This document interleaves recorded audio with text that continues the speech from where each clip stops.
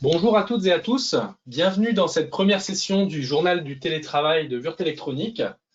J'espère que vous allez bien tous chez vous, en confinement. De mon côté, je suis dans mon bureau, s'il en est de même pour vous. Votre micro est débranché, le mien est allumé. J'espère qu'il n'y aura pas d'enfants qui feront irruption. En tout cas, c'est parti, je vous souhaite la bienvenue. On est ensemble pour une demi-heure environ pour cette première session du JTT. C'est parti.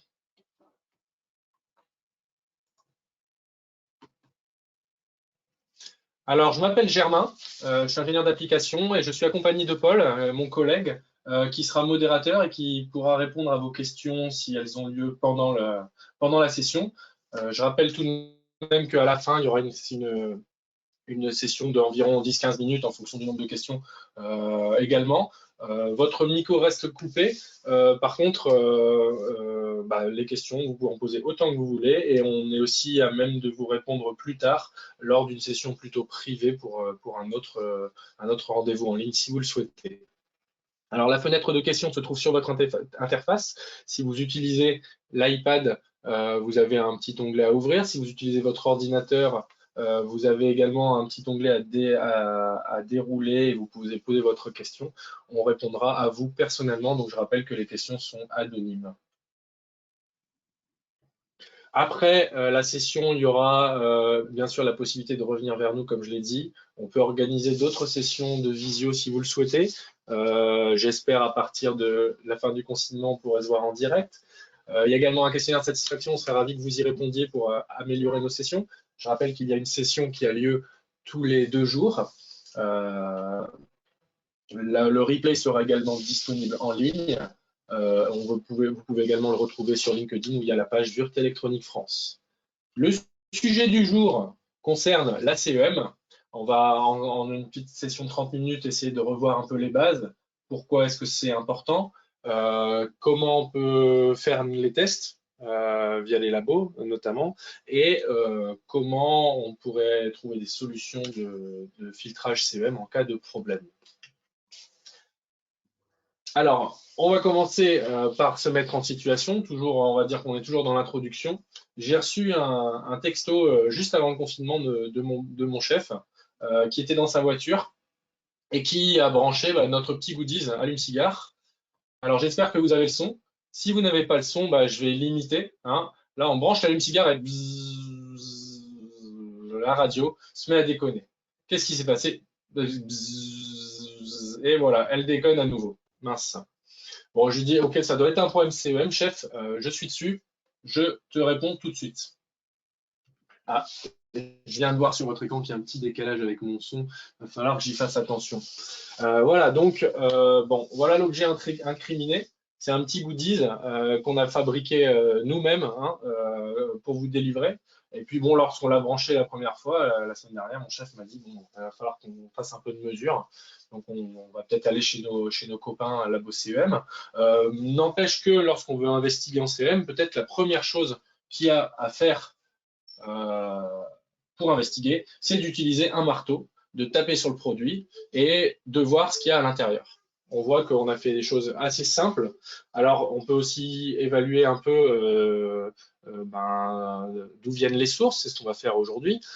Déjà, on peut voir la puissance du produit, ce qui est en entrée-sortie. Alors, c'est quelque chose qui est branché sur l'allume-cigare, donc en 12 volts, en sortie 5 volts pour recharger son téléphone, et vous avez le courant qui est affiché.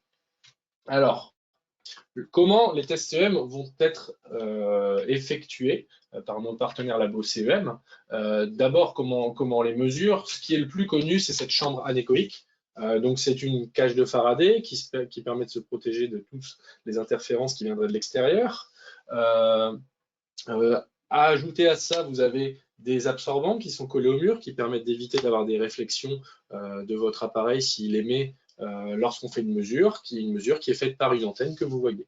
Ça peut fonctionner dans l'autre sens puisqu'on peut aussi stimuler votre appareil pour voir comment il réagit. Donc on va détailler ça. Ça, ce sont des tests qui sont faits en rayonné avec une antenne.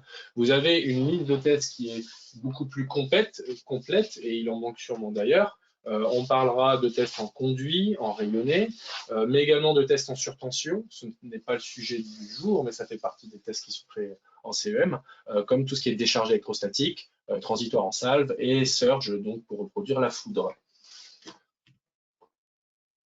L'avantage d'utiliser un laboratoire pour effectuer un marquage, par exemple, sur un de vos produits, et pour lequel vous auriez besoin de vendre dans une zone, par exemple, on va prendre l'exemple du marquage CE pour vendre dans la zone euro, c'est que tous les tests qui sont établis se concordent en grande partie puisqu'ils sont dictés par l'IEC. Et lorsque vous avez un marquage qui est fait dans une des zones, reproduire les tests pour établir une autre zone peut être assez facile puisque vous avez des choses qui ont des similarités.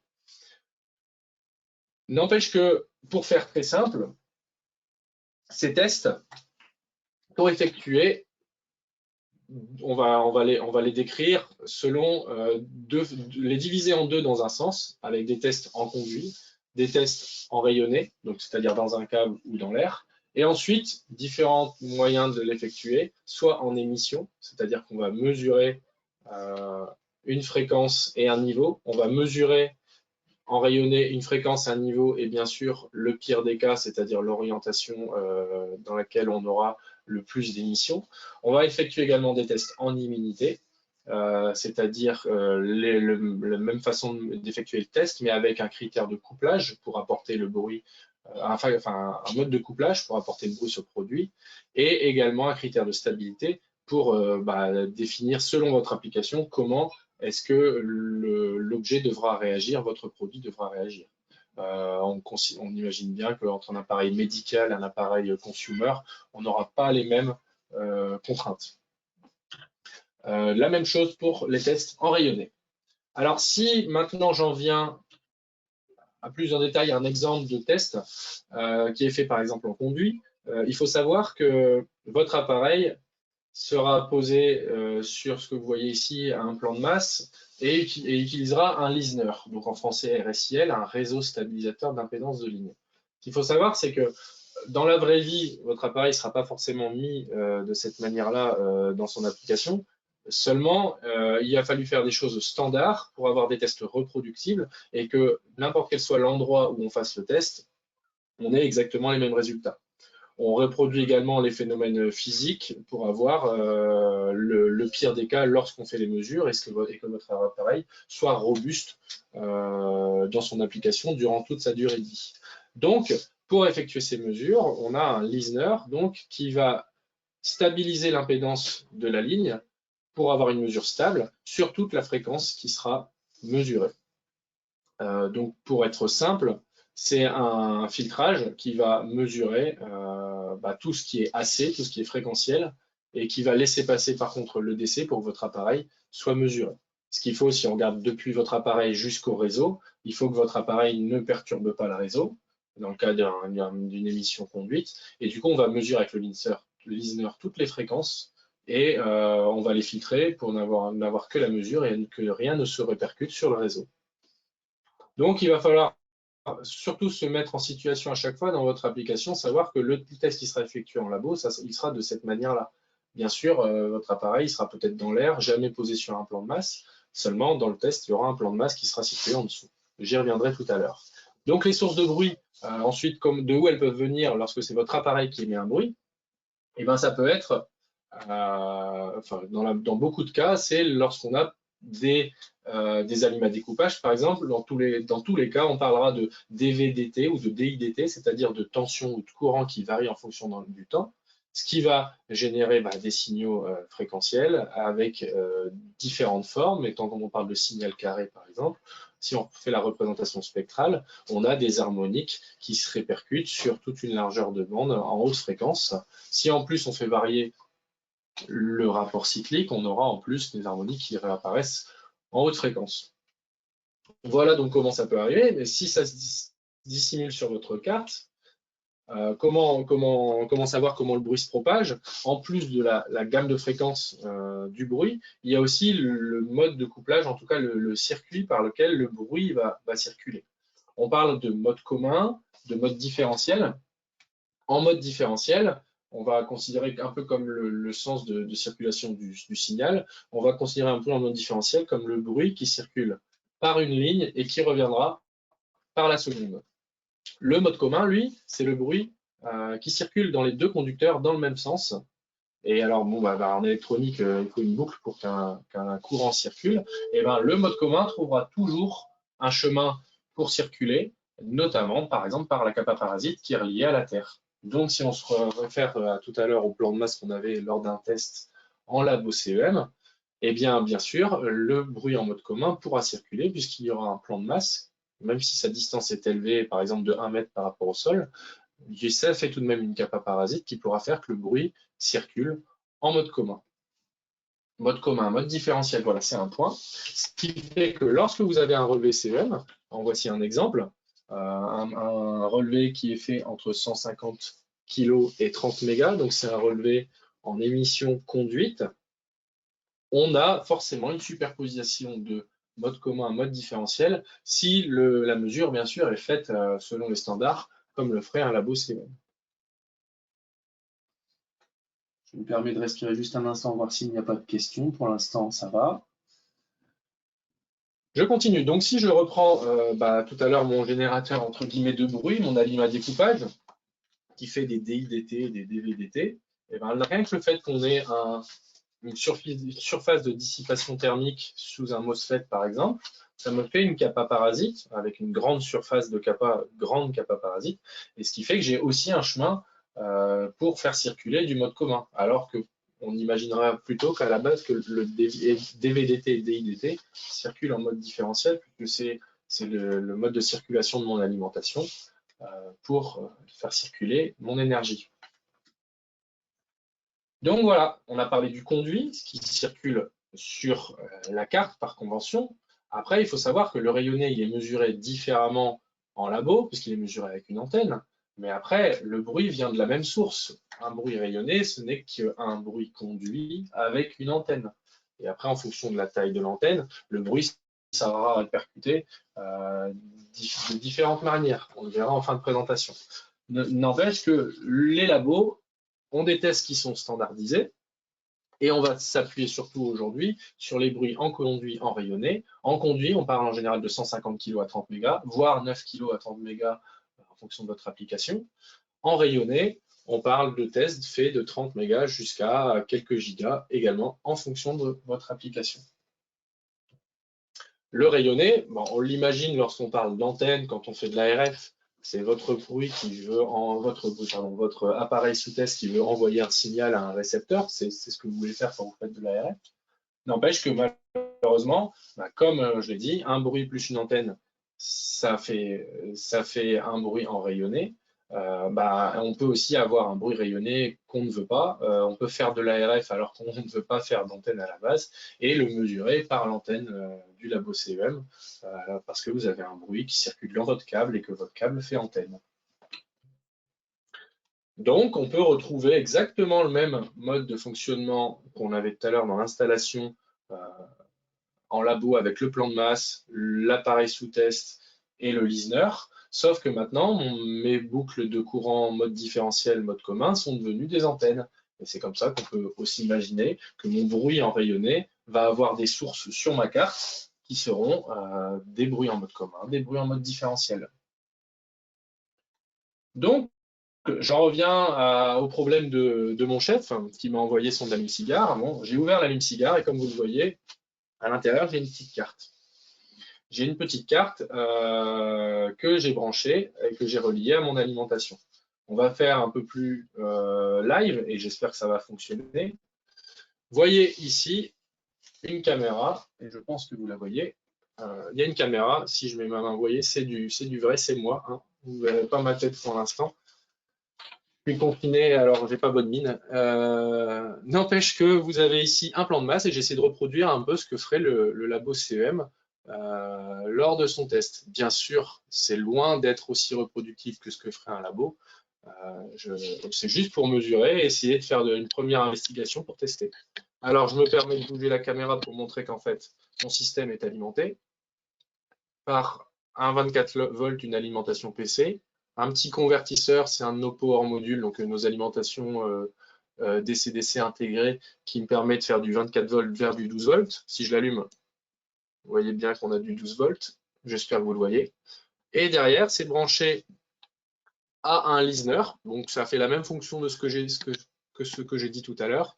C'est-à-dire qu'on va relever l'AC pour laisser passer le DC, ce qui fera que le 12 volts ira bien dans mon allume-cigare qui est allumé là pour l'instant. Il n'y a aucune charge de brancher.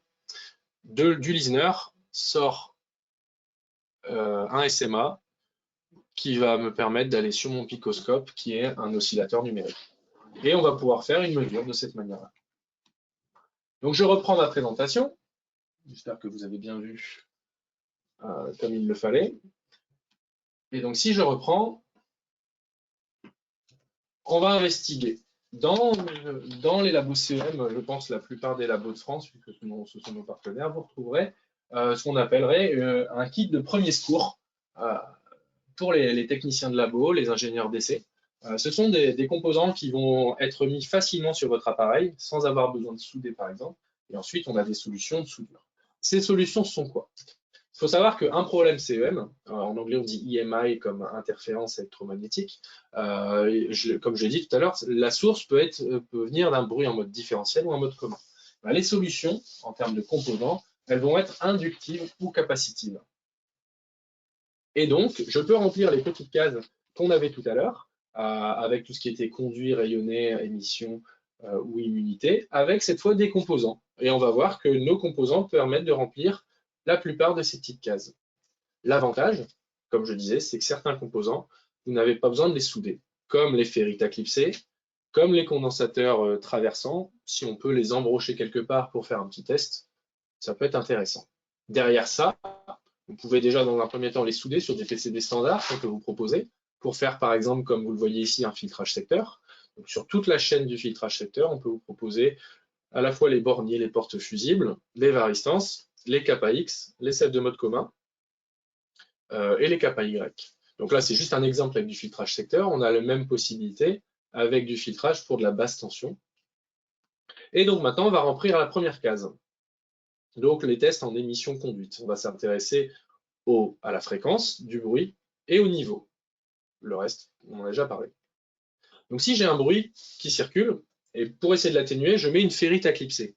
Donc la ferrite à clipser, c'est un noyau, un matériau ferromagnétique qui va avoir une atténuation à une certaine fréquence. C'est une résistance qui dépend de la fréquence. Si je la clipse sur deux câbles en même temps, c'est-à-dire ce qu'on imaginerait sur du secteur, on a la phase et le neutre et on clipse la ferrite complètement dessus, eh ben, on va refaire le bon vieux bonhomme d'ampère ou la méthode tire-bouchon, c'est plus populaire en France, avec un bruit qui circule dans un sens, qui va générer un champ magnétique dans un sens dans le noyau, un autre bruit, enfin pardon, le reste de la boucle du bruit qui circule dans l'autre sens, qui va générer un champ magnétique dans l'autre sens, et on se retrouve avec un champ magnétique qui s'annule dans le noyau, et le noyau n'aura pas d'effet. C'est-à-dire que du coup, le bruit en mode différentiel lorsqu'on clipse les deux fils à l'intérieur de la ferrite n'aura pas d'atténuation. Si à l'inverse, je regarde le bruit en mode commun, qui circule dans les deux fils en même temps, et ben avec le bonhomme d'ampère qu'on a donné tout à l'heure, on va faire circuler le champ magnétique dans le noyau et il va jouer son rôle, il va filtrer. Si je place un seul de ces fils dans le noyau, et ben le mode différentiel comme tout à l'heure j'expliquais, circulera dans le noyau, mais il n'y aura pas de retour et du coup, le noyau aura son effet de filtrage. Voilà. On peut aussi imaginer placer une capa aux bornes, ça serait comme une capa de découplage. Et ce qui fait que pour tout ce qui est bruit en mode différentiel dans le conduit, on a rempli une solution. On peut cumuler les composants, avoir des solutions mode commun, mode différentiel, mettre également une seule ferrite avec un seul fil, et là on a à la fois du filtrage mode commun et un double filtrage différentiel. On aura rempli la plupart des cases du bruit en conduit. Et voilà. Je regardais quelques questions, je pense que Paul y répondra et sinon ça tardera à la fin. Voilà, donc si je reviens maintenant à mon test, j'ai ma petite caméra qui est ici, et aussi, j'ai mon oscilloscope numérique qui est ici. Donc je pense que vous le voyez. Maintenant, je vais mettre la caméra en permanence au-dessus pour que vous voyez quelque chose en permanence. Voilà, je pense qu'elle va rester au-dessus. Donc là, je viens d'éteindre mon alimentation. Je l'allume maintenant. Hop, mon allume-cigare s'allume là-haut. Et ça fonctionne. Je sais que la caméra prend du temps à afficher, mais le but, c'est pour que vous voyez au moins que les composants sont placés.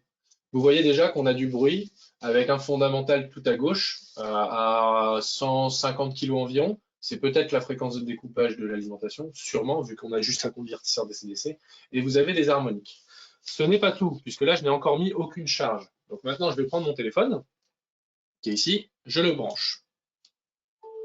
Hop là, on voit qu'on a déjà fait un beau bond. Pour y aller franco, puisque de toute manière, sur le test de mon chef, il y avait bien 2 charges de branchées, ce qui faisait déconner la radio. Je branche également une charge supplémentaire, c'est-à-dire une batterie de secours. Voilà, vous avez un bruit qui est quand même beaucoup plus important que tout à l'heure. Voilà, là on est un peu dans le pire des cas. Donc vous voyez bien, je vais mettre un curseur sur la deuxième harmonique parce que celle-là elle me plaît. Et on va voir les différences. Donc là je suis à environ 90 dB. Bon, je n'ai pas eu le temps de parler des échelles en dB, on y viendra si vous avez besoin d'approfondir. Puisqu'il faut aussi que je m'intéresse au temps. Alors, du coup, je vais trouver une première solution. J'ai parlé d'une solution inductive avec une ferrite à clipser. C'est une ferrite en manganèse zinc, je vais venir juste après, qui va me permettre d'atténuer les basses fréquences, plutôt les fréquences du conduit, de quelques centaines de kilos à quelques dizaines de mégas. Je vais la placer en mode différentiel parce que je sais comment fonctionne mon texte aussi. Et je vais faire plusieurs tours parce que là, j'ai la place. Si on fait plus de tours, on va avoir plus d'atténuation. L'impédance va être plus élevée. Alors attention, maintenant, je vais fermer la ferrite. Hop là, je l'ai mal clipsé, oui, je dois faire que 3 tours, pas 2 tours, là, ça devient un peu serré quand même. Attention, je ferme la ferrite, et voilà. J'espère que vous avez bien vu l'atténuation. On a perdu environ 20 dB. Je vous laisserai voir le curseur avec la différence sur la troisième harmonique, par exemple. Voilà la première solution. Mode différentiel, une ferrite mise sur un seul des câbles. Si je mets maintenant une capa, vous voyez, j'ai mis une capa avec des fiches bananes, je vais la rentrer directement dans les fiches bananes de l'alimentation. Alors ok, avec les longueurs de câbles, etc., ça sera moins reproductible que ce que vous auriez fait avec une carte dans un vrai labo. Mais l'idée, c'est de tester et de montrer qu'on a des solutions de filtrage. Voilà, je branche la fiche banane, attention. Et voilà. Je la ressors pour montrer parce que ça paraît impressionnant. Je la remets. Voilà, le filtrage. Donc on revoit encore un peu les harmonies qui sont ici beaucoup plus basses. Ce qui est intéressant, c'est que là, on est passé sous la courbe normative. Donc j'ai pris une courbe normative des applications consumer, la 6PR32. Voilà, vous voyez qu'on a encore du bruit en haute fréquence ici, mais on se retrouve quand même sous la courbe. On pourrait investiguer un peu plus loin. Malheureusement, bon, dans un format court comme celui-ci, on ne va pas avoir le temps. Donc je vais revenir plutôt sur ma présentation pour expliquer ce qui s'est passé. Donc, j'ai mis la capa, la ferrite en mode différentiel. J'aurais pu mettre une ferrite en plus en mode commun pour essayer, par exemple, de faire partir ce qu'il y avait en haute fréquence. Ce qu'il faut savoir lorsqu'on investigue, je vais remontrer juste ma caméra rapidement, c'est que là, avec mon téléphone et ma charge supplémentaire, j'ai rajouté des plans de masse supplémentaires, ce qui fait que j'ai des bruits en mode commun qui sont plus importants. Donc, vous voyez ici. Qui pourrait être plus important. En tout cas, j'ai offert un nouveau chemin au mode commun en rajoutant 2 plans de masse, une capa parasite plus importante. Donc on aurait pu jouer également en mettant une ferrite, par exemple, sur le câble de l'iPhone. N'empêche que ça se voit, des fois on a des ferrites sur les câbles USB, par exemple, lorsque vous achetez un appareil. Alors voilà, j'ai répondu à mon chef, voilà, problème résolu. Bon, maintenant il m'a répondu qu'il fallait que je réduise la taille parce que c'est vrai que c'est un petit peu encombrant. Alors lorsqu'on va regarder plutôt sur le circuit, on va voir qu'on aura des solutions de composants assez encombrants, mais très pratiques si on veut industrialiser rapidement l'appareil parce on est passé en labo, c'est passé sur un câble. On peut le visser par exemple lorsque vous voyez un système avec une fixation, ça pourrait tenir votre application, les vibrations et tout ce qui se passe derrière, être directement industrialisable. Si vous avez le temps de redesigner derrière, ou alors si vous voulez prendre des précautions en amont pendant le design, on a les solutions sur carte, que ça soit une grosse ferrite qui peut se transformer en petite selle de mode commun, si la ferrite avait un effet en mode commun, une grosse ferrite qui filtrait du différentiel serait remplacée par une ferrite CMS, et une capa par une capa de découplage CMS type MLCC. Donc voilà, on a des applications comme sur RedExpert, une application en ligne que vous retrouverez via notre site internet, qui vous permettrait d'avoir une équivalence en termes de valeur d'atténuation, de courbe d'impédance, équivalence entre une ferrite éclipsée, une ferrite sur câble et une selle de mode commun. Voilà, vous pouvez retrouver les mêmes courbes, vous avez les moyens de filtrer par des curseurs pour retrouver des courbes similaires. Quand on parle de ceinture et bretelles, c'est pour avoir un double filtrage. Tout à l'heure, j'ai dit qu'une solution, c'était à la fois inductif, capacitif. Pour une atténuation capacitive, c'est pareil. Sur RedExpert, vous avez nos courbes d'impédance qui sont données de cette manière. Et vous voyez que la capa, qui va être un découplage, donc qui va court-circuiter le bruit entre fréquences, aura un effet maximum sur cette plage de fréquences. Je ne sais pas si vous voyez ma souris, mais je suis en train de montrer aux alentours du méga. Donc là, on est dans les gammes de fréquences qu'on étudiait tout à l'heure, puisqu'on était entre 150 kg et 30 mégas. Voilà le remplacement avec une MLCC. Attention, là par exemple, j'ai pris l'exemple, c'est ce qu'on a fait sur notre convertisseur DC-DC. En sortie d'un convertisseur, on a souvent une grosse capa pour assurer la discontinuité en sortie, les changements de charge, également pour lisser la tension derrière la ligne de découpage. Une capa, par exemple, chimique standard, a ce qu'on appelle un ESR assez élevé, c'est-à-dire que vous retrouvez même lorsqu'elle a son atténuation maximale à sa fréquence de résonance, vous retrouvez tout de même une impédance en ohms qui n'est pas négligeable. Et lorsque vous avez une variation de courant en sortie, c'est ce qui se passe dans un convertisseur DC-DC, la capa, qui n'est pas parfaite, va reproduire une variation de tension. En prenant une capa type, par exemple, polymère, qui est une capa chimique, mais qui a l'avantage d'avoir des très faibles ESR, vous allez réduire cet effet d'ondulation de tension à la sortie de votre convertisseur DC-DC. C'est ce qui s'est passé ici. On a réduit notre appareil, notre petit allume-cigare, de cette manière-là. Donc j'ai répondu à mon chef. Si j'agrandis la photo pour vous montrer, on a remplacé la capa chimique à la sortie par une capa polymère avec un ESR beaucoup plus faible. On s'est permis de mettre une petite ferrite en sortie avec une capa qui était mise, là pour le test, en parallèle à la place d'une diode qui était placée. Et donc, on a pu remplacer avec le même circuit l'appareil. Et maintenant, bien sûr, j'exagère un peu, il est en ligne et nos commerciaux vous proposent leurs goodies qui sont complètement conformes, sans faire de bruit et sans perturber votre radio. Si j'en venais maintenant à ce qu'on peut proposer en rayonné, comme je l'ai dit, le bruit en conduit plus une antenne, ça fait du rayonné.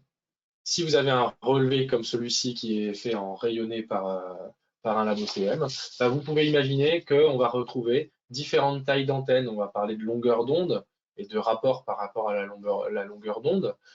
Si vous avez un bruit qui est situé aux alentours du MHz, vu la longueur d'onde du bruit, on va se retrouver à un bruit qui est plutôt amplifié par une antenne du genre des câbles d'alimentation. Si vous retrouvez à l'inverse avec un bruit situé autour du gigahertz, vu la longueur d'onde, ça peut venir forcément d'antennes de très petite taille, on parle de l'ordre du centimètre, et donc ça viendra sûrement de la carte. Donc si on identifie le relevé CEM qu'on voyait juste avant, on voit par exemple qu'on a des multiples de 25 et de 50 aux alentours de 250-300 MHz. Peut-être que c'est un multiple de 25-50, c'est-à-dire un Ethernet, qui émet du bruit sur toute la plage de fréquences, seulement il est amplifié aux fréquences où on voit les raies, parce qu'il est amplifié par une antenne qui est optimisée à cette fréquence-là. Voilà, n'empêche qu'on retrouve les mêmes boucles comme on l'avait tout à l'heure. Après, on pourrait imaginer, vu qu'on parle de taille d'antenne, jouer avec ces boucles pour réduire les tailles et ainsi limiter l'optimisation des antennes, entre guillemets, à certaines gammes de fréquences où il y a du bruit. Pour terminer sur la partie filtrage, En parlant de composants, on a des petites cartes de fil comme ça qui permettraient de faire des tests. Là, je vais faire simple, juste si on imagine une ferrite.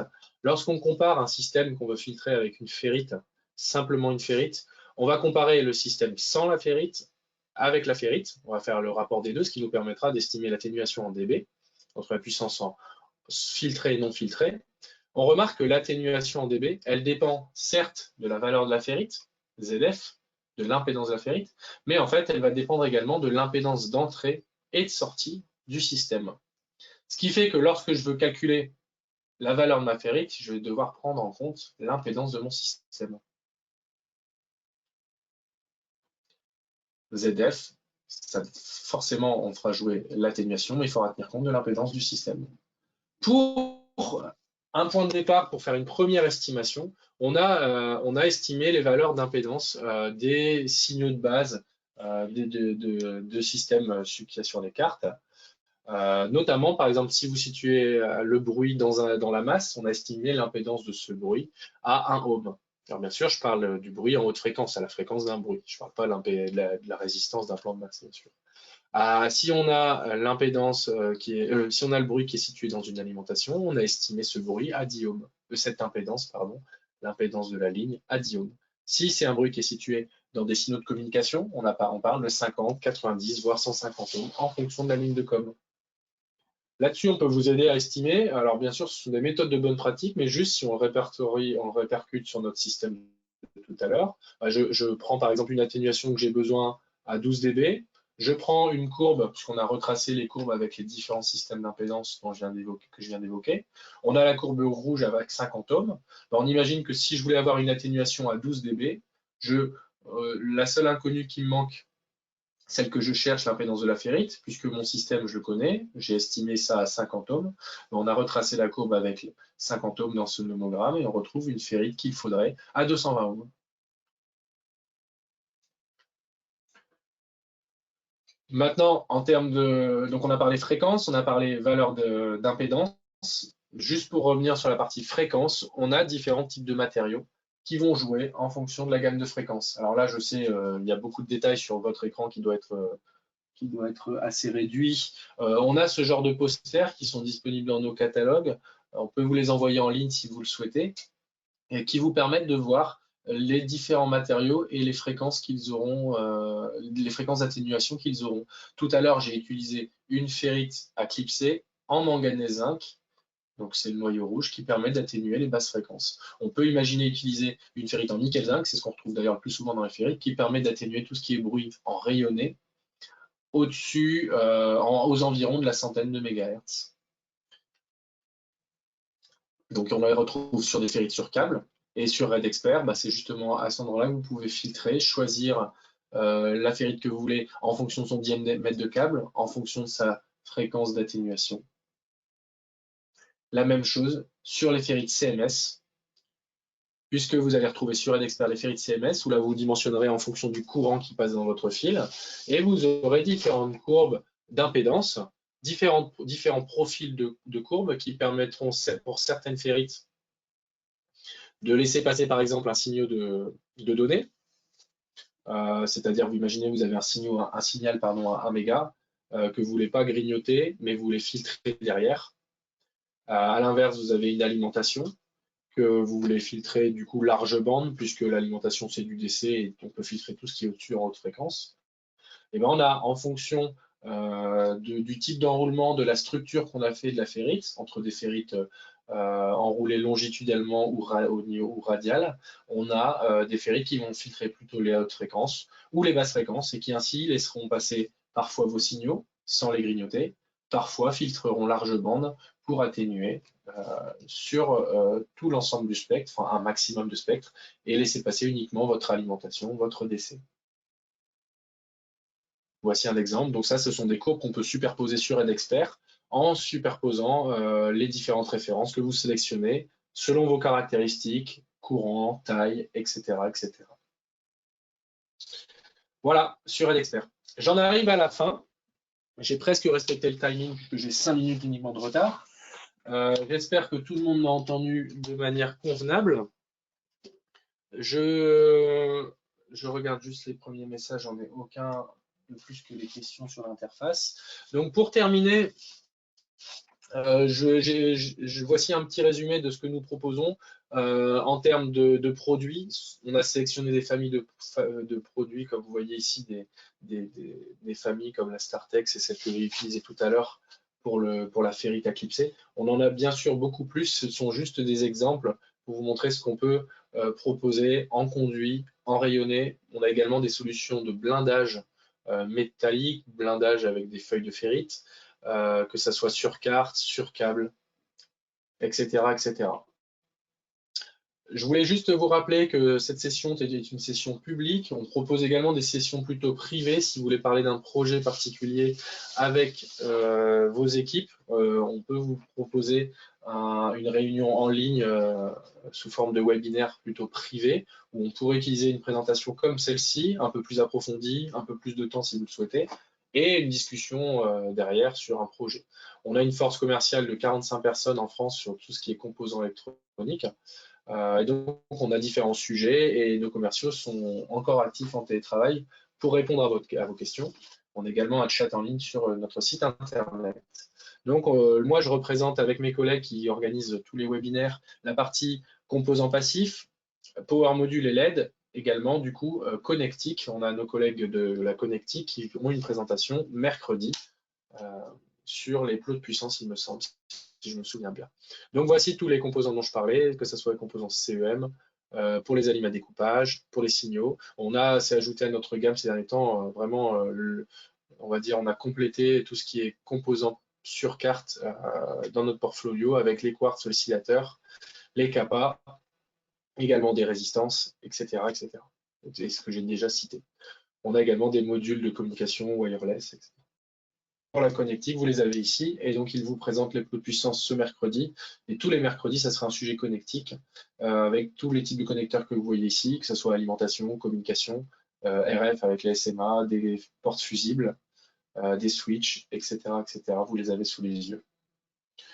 J'en suis à la partie questions-réponses. Donc, vous avez l'interface qui vous propose de poser des questions supplémentaires. Je vois que Paul a déjà répondu en détail à la plupart des questions. Si certaines sont jugées publiques selon Paul, je me permettrai de les dire à voix haute, bien sûr sans dire la personne qui les a posées. Et je vous laisse me poser les questions. Juste après la session, vous avez un petit questionnaire que je vous invite à répondre si vous le voulez bien pour améliorer nos séminaires. Et je suis disponible pour les questions. Je regarde maintenant l'interface.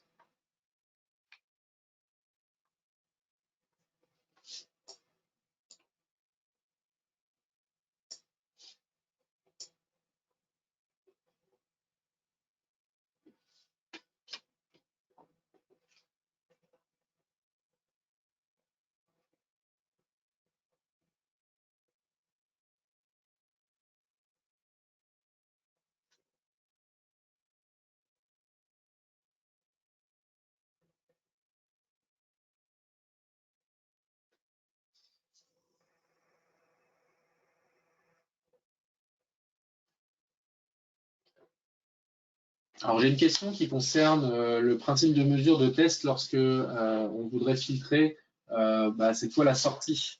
Alors le laboratoire il va mesurer selon la source d'alimentation ce qui va être généré sur le réseau. Donc là je me suis focalisé sur l'entrée.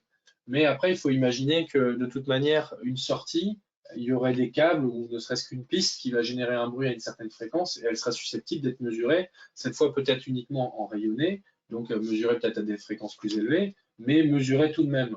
Si vous voulez éviter de générer du bruit sur cette sortie, vous pouvez de toute manière le mesurer avec un oscilloscope et voir la tête entre guillemets de ce que cela représente, puisque bien sûr, si vous avez un bruit à une assez haute fréquence, par exemple tout à l'heure je parlais du courant d'ondulation dans un convertisseur DC-DC qui va se transformer en tension d'ondulation par la capa si elle a un ESR non négligeable, c'est quelque chose qui pourrait se retrouver sur un relevé CEM que vous pouvez mesurer avec un oscillo et essayer de filtrer avec un filtrage de sortie. Donc la première étape en investiguant, ça serait de mesurer l'ondulation que vous retrouvez en sortie, voir si selon vous c'est convenable déjà pour votre application. Et ensuite, si vous suspectez que cette zone-là, pour faire du bruit en rayonné derrière, c'est à cet endroit-là qu'il faudra filtrer en effet. Ça pourrait être vu en émission rayonnée par le labo, tout à fait. Alors, je vois que certains ont peut-être raté le début. Oui, si vous utilisez le même lien du séminaire, vous aurez le replay. Il se télécharge dès que je clôture la session. Et donc, en général, dans l'après-midi, il est disponible avec le même lien. Après, je pense qu'on va sauvegarder la session et la mettre sur YouTube, je pense. Sur la page d'Urte Électronique.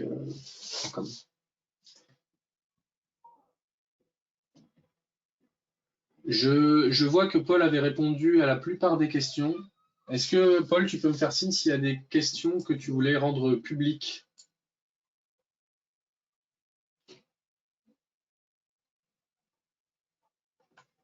J'ai l'impression que non. Ouais, bonjour. Oui, bonjour, Paul. C'est bon, t'es en ligne. Ouais, il y avait une question sur les RSIL Oui, qui nous revient souvent. C'est d'accord. comment est-ce qu'on peut utiliser les RSIL et tout ça. Voilà. D'accord. Bon, je ne sais pas si tu veux répondre. Et c'est celle que tu as déjà Je laisse. répondu de manière écrite, c'est ça? Oui, c'est ça, ouais. Mais je pense que c'est une question qui intéresse beaucoup de monde. Ça revient régulièrement. Alors oui, le RSIL que nous avons fabriqué, en fait, c'est vraiment simplement un filtre qui permet d'avoir sur lequel on a une impédance 50 ohms. C'est un filtre qui permet en tout cas de mesurer, de faire ressortir le AC sur notre picoscope. Le DC circule simplement entre l'alimentation et votre appareil. Donc c'est juste on pourrait imaginer, alors je pense que j'aurais peut-être un schéma, je sais pas si j'en ai un là comme ça. Je réfléchis. Bon, en tout cas, c'est un moyen d'investiguer qu'on a fabriqué nous-mêmes. Bon, il n'est pas aussi reproductible que ce que vous trouverez en labo CEM. Mais bon, voilà, c'est quelque chose que oui, on peut fabriquer, quoi. Je ne sais pas exactement ce que tu voulais dire, Paul. Si tu veux apporter une précision, n'hésite pas parce que Oui. je te remercie. En fait, le RSIL, ouais, le RSIL, c'est un montage, c'est un filtre qui est précisé dans les normes. Ça rentre dans le cadre de la reproductibilité des tests, hein. N'importe qui va faire des tests sera soumis au même setup de test. Donc, bien évidemment, ce RSIL est normé, standardisé. Les caractéristiques on peut les retrouver dans les normes, les schémas également, hein, ils sont disponibles. Bien sûr, c'est différent en fonction du marché sur lequel votre produit va être distribué. Donc voilà, faut trouver le bon. Nous, pour nos manipulations, on fabrique notre propre RSIL déjà pour un exercice pédagogique pour nous, et puis ensuite pour une question de coût aussi, hein, forcément. On a aussi également à disposition des RSIL plus, je dirais plus standards, plus normés, de marque AMEG. Donc la référence est le HM6050-2. Voilà, donc on en utilise. Il y en a forcément d'autres, hein. Voilà. Nous, on utilise aussi celui-là pour nos manipulations. Voilà. Merci beaucoup, Paul. Voilà, il n'y a pas d'autres questions à relever. Les autres étaient plutôt particulières, donc je ne vais pas les relever. On en a une nouvelle qui vient d'apparaître.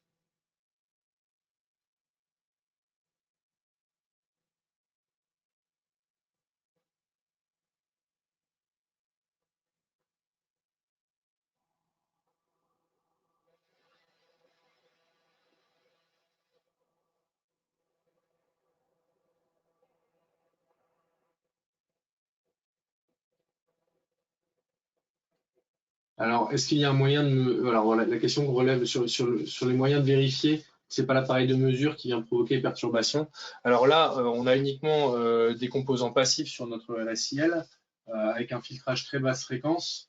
Bien sûr, enfin, C'est sûr, quand on parle d'automatique sur des aliments à découpage, il faut faire attention à tout ce qui est fréquence de crossover et filtrage et vérifier que ça ne vienne pas se juxtaposer et créer des, je cherche mon mot, des amplifications à certaines fréquences, des ringings et des instabilités qui satelliseraient la ligne à découpage.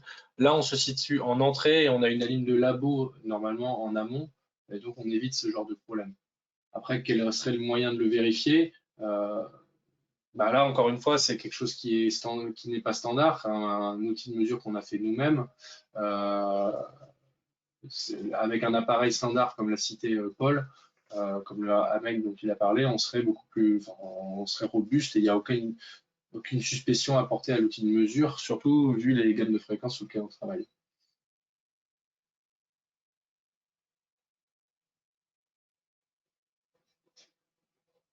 Je n'ai pas de nouvelles questions pour le moment. Ça fait à peu près 10 minutes qu'on y est. Il est exactement 11h45, donc on est dans les temps.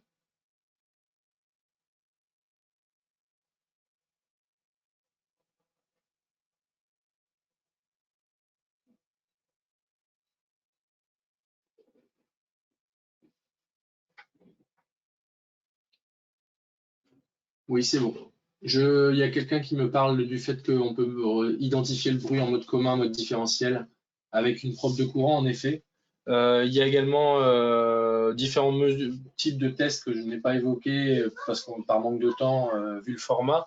C'est-à-dire qu'on peut aussi essayer d'étudier en champ proche avec des sondes champ électrique, champ magnétique, des fois, pour essayer d'identifier des bruits sur la carte et les localiser. Bon, ce sont tous des moyens d'investigation qu'on n'a pas évoqués, qu'on pourrait reproduire lors d'un support un peu plus poussé. Voilà. Il n'y a pas de questions supplémentaires et vu qu'il est exactement l'heure d'arrêter, je vais me permettre de clôturer la session. Donc, je vous rappelle, vous avez un petit questionnaire de satisfaction et oui, le replay sera disponible sur le lien ou sur YouTube, mais sur YouTube, il faudra attendre quelques jours. Je vous remercie beaucoup pour votre attention. On a eu un pic à 25 participants, ce qui est plutôt bien, sachant qu'on a communiqué sur l'événement seulement vendredi dernier. Je remercie également toute la francophonie, je vais dire, puisque je sais qu'il y a des confrères qui ont parlé de cet événement en Belgique pour la partie wallonne, et donc ces collègues que je remercie, et donc bienvenue également à nos amis belges sur cette session. Je dis bienvenue, c'est un peu tard, donc je dis au revoir maintenant, et merci pour votre attention, et à bientôt, sûrement mercredi à la même heure, pour la suite du journal Télétravail Burt électronique. Bonne journée, à bientôt, au revoir.